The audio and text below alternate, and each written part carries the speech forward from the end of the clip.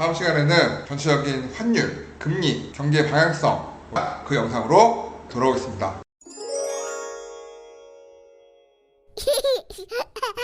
안녕하세요, 좁습니다. 자, 약속대로 오늘 금리, 경기 방향성, 돈이 어디로 갈 거냐, 돈의 흐름, 뭐 이런 거에 대해서 조금 짚어보려고 해요. 재미없는 내용 아니고 최대한 재밌게 쉽게 풀어볼 거니까 끝까지 구독, 시작.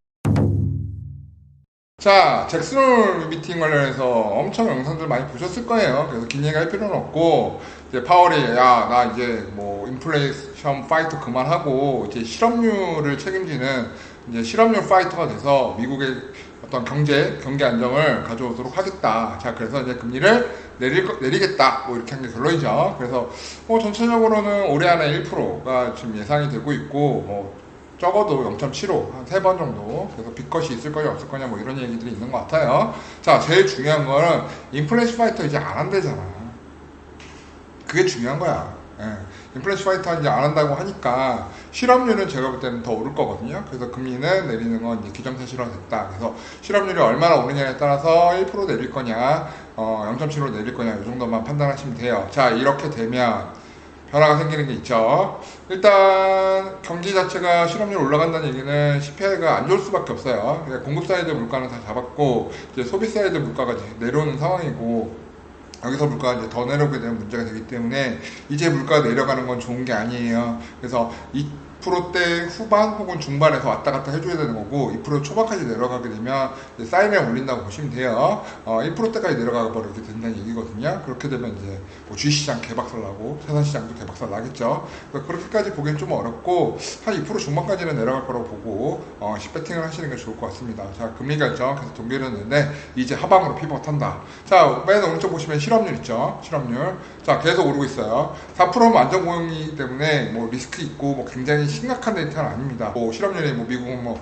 18% 가도 경기가 돌아가는 시장이기 때문에, 그래도 아마 파월이 실업률이 5%를 넘어가는 것을 용인하진 않을 거예요. 그래서 아마 다음 달 실업지표 보겠지만 아마 좀 더 올라가게 되면 금리 인하는 무조건 기정사실화다, 이렇게 보셔야 될 것 같고요. 만약에 올해 하반기 내년 초까지 5% 넘어가는 상황 생기면 금리는 좀 더 빠르게 인하될 수 있다. 그렇다고 경기보다 확 오는 거냐, 그렇게 보기는 어렵다. 미국은 6%, 8%까지 실업률 가도 경기가 돌아가는 시장이다. 이거 꼭 기억하셨으면 좋겠어요. 그리고 달러 인덱스. 자, 제가 달러는 이제 약달러 될 거다 올해 초부터 계속 말씀드렸어요. 자, 그래서 약달러가 됐고 이제 1,300원 초반대까지 내려왔습니다. 자, 제가 보는 대한민국에서 적정 환율 때는 1,300원에서 1,350원 그 정도라고 보고 있어요. 우리나라는 수출로 먹고 사는 나라니까. 그래서 1,200원대 가면 안 되거든요. 자, 근데 이창용 총재가 미친 짓을 했죠. 저번 달에 금리를 내렸어야 되는데 안 내렸어요. 자, 이렇게 되면 원달러 환율 1,400원대, 1,300원대 깨질 수 있다. 이렇게 생각하셔야 돼요. 그래서 1,300원대 깨지게 되면 금리나 우리나라 빠르게 내려야 되는 상황 벌어지게 될 거고, 그럼 10월달, 11월달, 12월달 한국은행 총리 이창용 씨 마음이 급해서 빠르게 내리기 시작할 가능성이 있다는 거. 그렇게 되면 담보대출금리도 빠르게 내려오고 전세 가격도 빠르게 오를 수 있고 하는 부분 염두에 두셔야 돼요. 자, 엔캐리 때문에 일단 주식시장 한번 빡 박살났었죠. 자, 근데 일본은 지금 금리를 올려요. 자, 일본이 금리를 올리는 이유는 물가가 오랜 기간 디플레이션을 벗어나서 인플레이션으로 가고 있기 때문에. 자, 그러면 일본의 인플레이션은 나쁜 인플레이션인가요? 좋은 인플레이션인가요? 제가 늘 두 가지 말씀드리는데, 좋은 인플레이션이죠. 경기가 워낙 좋아요. 일본 기업들은 지금 엄청난 무역 수지가 나고 있고, 지금 일본 같은 경우는 지금 실업률이 없어요. 청년들 뭐 우리나라 청년 실업 심각하잖아요. 일본은 지금 청년 실업 없단 말이에요. 오히려 지금 사람이 부족해서 난리란 말이에요.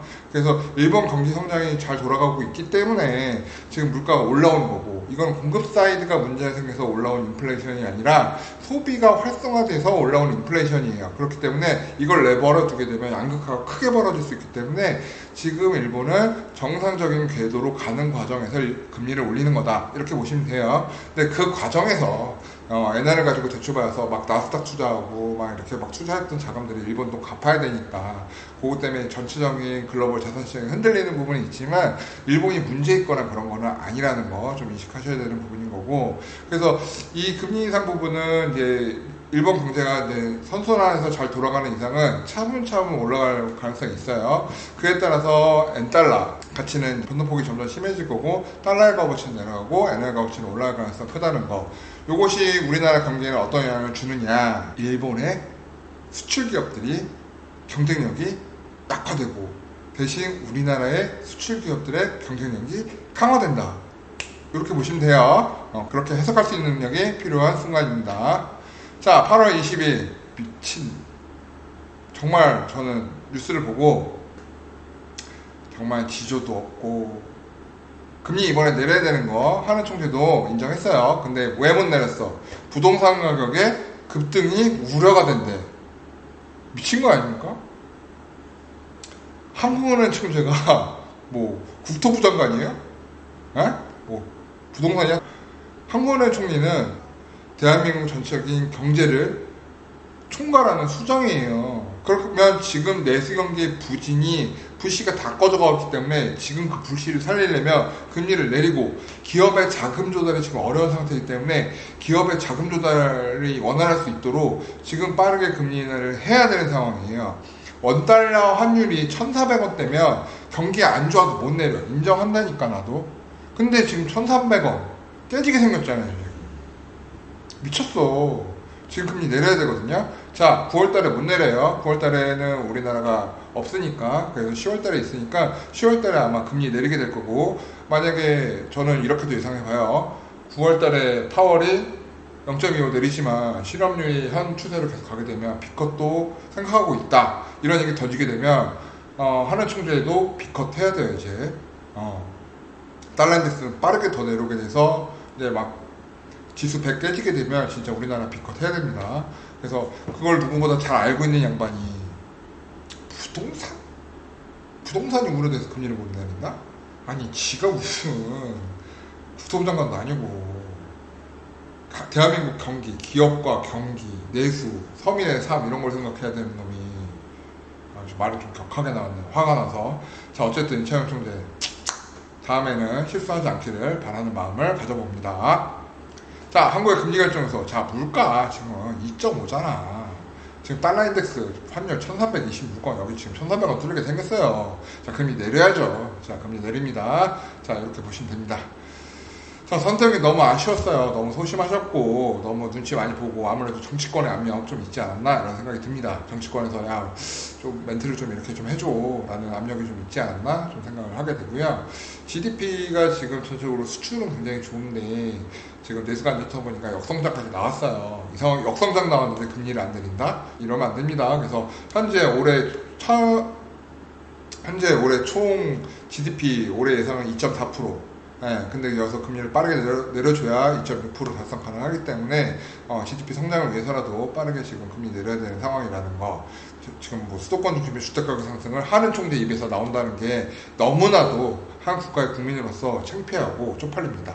자, 그래서 10월달 어떻게 될 건지 지켜보겠지만 당연히 내려야 된다는 거 아시면 됩니다. 자, 이렇게 지금 뭐 파월의 입장, 그 다음에 이창용 총재 입장, 그리고 일본 BOJ 총리 입장을 생각해봤어요. 자, 일본은 뭐다? 선순환 경제로 이제 경제가 건전하게 성장하고 있다. 그렇게 보시면 되고, 미국은 이제 침체를 피하기 위해서 선제적인 대응을 9월달부터 해 나갈 것이다. 자, 우리나라는 선제적인 대응의 타이밍을 놓쳤다. 그렇기 때문에 10월달부터 빠르게 금리 인하 갈 가능성이 굉장히 크다.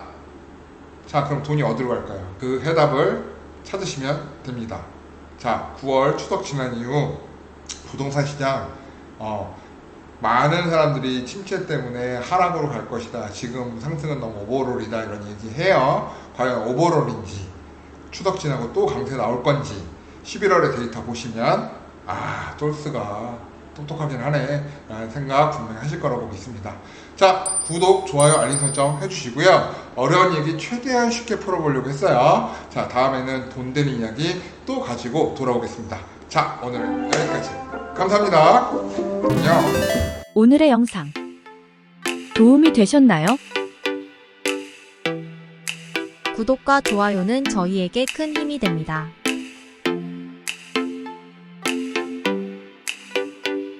오래오래 우리 함께해요.